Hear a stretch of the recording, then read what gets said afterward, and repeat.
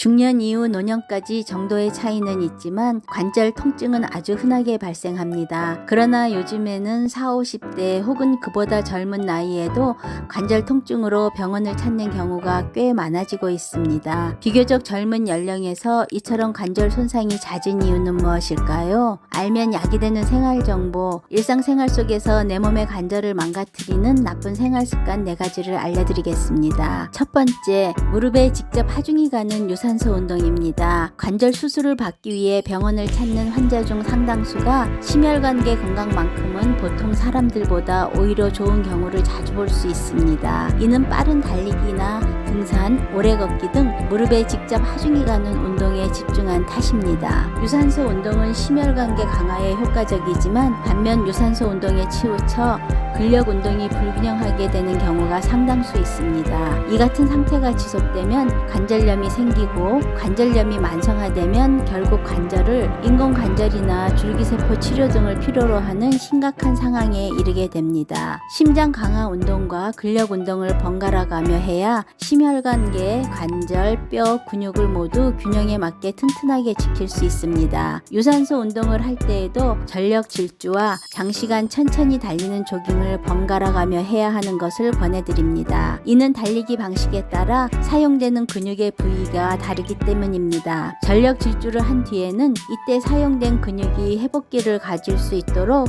하루 이틀 정도는 천천히 달리기를 하는 방식으로 번갈아 가며 바꿔주는 것이 근육을 골고루 발달시키는 데 도움이 됩니다. 두 번째, 체중을 고려하지 않는 것입니다. 달리기를 할 때에는 무릎 관절이 체중의 7배에서 9배 정도에 달하는 무게를 지탱하게 됩니다. 캐나다 퀸스 대학과 미국의 일리노이 대학 공동 연구팀에 따르면 정상 체중일 땐 우리 몸이 이 같은 무게를 감당할 수 있지만 과체중이나 비만이면 무릎적으로 가해지는 하중으로 인한 골관절염 위험률이 높아지는 원인이 됩니다. 생물 역학적 관점에서 보면 체중 증가는 관절에 엄청난 스트레스를 가한다는 의미입니다. 영국 옥스퍼드 대학의 연구에 따르면 과체중인 사람은 정상 체중인 사람보다 무릎 관절 수술을 받을 확률이 40% 높다고 합니다. 세 번째, 몸의 유연성에는 관심이 없는 경우입니다. 우리 몸의 힘과 유연성이 균형 있게 어우러지면 관절 건강을 지키는 데 훨씬 유리합니다. 나이가 들어갈수록 스트레칭을 통하여 몸의 유연성을 기르는 데 신경을 써야 하는 이유입니다. 나이가 들면 몸이 점점 뻣뻣하게 굳어져